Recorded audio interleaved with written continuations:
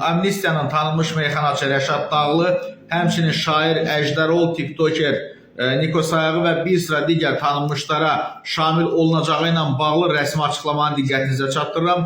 Xəbəri axıra qədər izləyin, zəhmət olmasa. Sosial şəbəkələrdə yayılan məlumatlara görə amnistiya aktı bir çox tanınmış simalara, sabiq məmurlar, o cümlədən Əmək və Əhalinin Sosial Müdafiəsi Nazirliyinin aparatının rəhbəri Əjdərol, meyxanaçı Rəşad Dağlı, Niko Sayağı ləqəbi ilə tanınan tiktoker, bloger Nicat Şakirliyə də şamil oluna bilərmi? Bəs bu amnistiya aktından yararlananlar siyasında hansı tanınmış şəxsləri görə bilərik? Müsahib bildirib ki, xüsusilə ağır cinayət törətmiş və vətənə xəyanət etmiş şəxslərə amnistiya şamil edilməyəcək. Amma digər maddələrlə məhkum olunmuş şəxslər bu amnistiya aktından yararlana biləcəklər.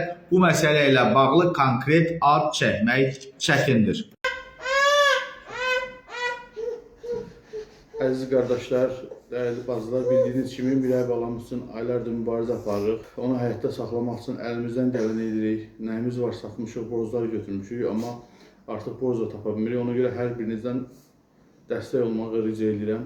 Ümid edirəm ki, bizi bu çətin günlərdə tək qoymayacaqsınız. Heç bir yaxşılıq əvəzsiz qalmaz. Etdiyiniz yaxşılıqlar inşallah min qatı ilə qarşınıza çıxar. Hər gün sancılar, ağrılar. Yəni bir ata üçün də olduqca ağırdır dəyərli dostlar. Yəni bunu sözlə ifadə etmək mümkün deyil. Sadəcə dəstək olmağınızı rica edirəm. Ümid edirəm ki, tezliklə Mirəy balamızın sağalma xəbərini sizlərə çatdırarıq. Hər birinizdən Allah rızası üçün dəstək olmağı və kömək olmağı rica edirəm. Aşağıda gördüyünüz bank hesabına gücünüz çatan qədər, səxavətiniz yol verən qədər dəstək olun. İnşallah hər şey yaxşı olur.